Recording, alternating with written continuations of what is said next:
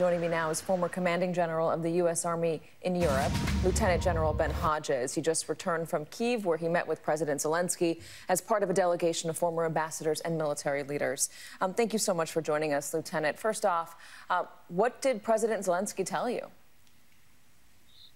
Katie, thank you very much. And when Matt said a very elderly soldier, I thought he was talking about me at first. I did have the privilege to meet with President Zelensky yesterday as part of a small delegation from the United States.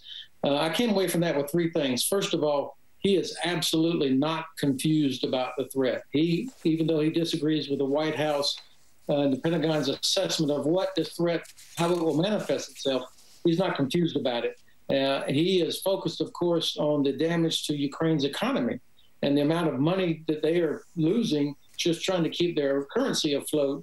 And of course, this is not being missed by the Kremlin. I don't think that we're going to see this massive assault. I've never thought that was the likelihood. I think President Zelensky is correct that it's something less than that, actually a continuation of what's been happening for the last several years. And what does President Zelensky want/need from the West, from the United States and from NATO allies? No, great question.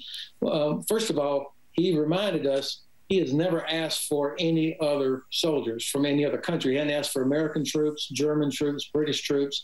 What he's asked for are the tools necessary so that Ukraine can defend itself. Exactly what the Biden administration and also the UK and others are providing right now. So this is moving in the right direction. And of course, he needs to feel the unity of all of us with him in the diplomatic and economic sphere. And again, I think the administration's diplomatic effort now is the best and most comprehensive I've seen since probably 1995 in the Dayton Peace Accord. What he really needs, though, is financial support. Their treasury is suffering because of the impact on the economy over the last several months. And he needs to grow the size of his armed forces, and that's going to take a lot of money. You talk about the diplomatic effort of the United States.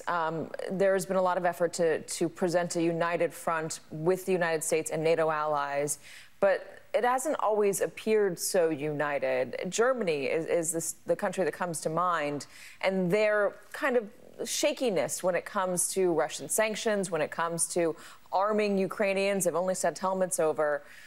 How integral is Germany in putting pressure on Vladimir Putin?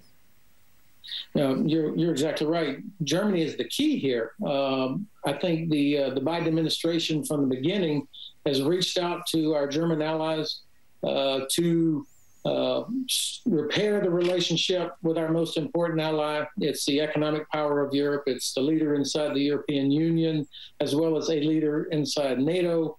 So it's important. But it's been very frustrating to see Germany be indecisive in its support for Ukraine and in its support for what the administration is trying to do. On the plus side, we have seen Germany, along with the rest of NATO, completely rejected these ridiculous demands from the Kremlin that were alluded to earlier. So they've been solid there. On the negative side, of course, they're having a hard time saying the words Nord Stream 2, sanctions, and instead keep talking about dialogue. I would say that yesterday, the co-leader of the SPD, which is the leading party in this coalition government, said that publicly that Russia is the aggressor here and that, quote, everything is on the table. This is a significant step in the right direction. And I think that's in part due to the effort by the administration.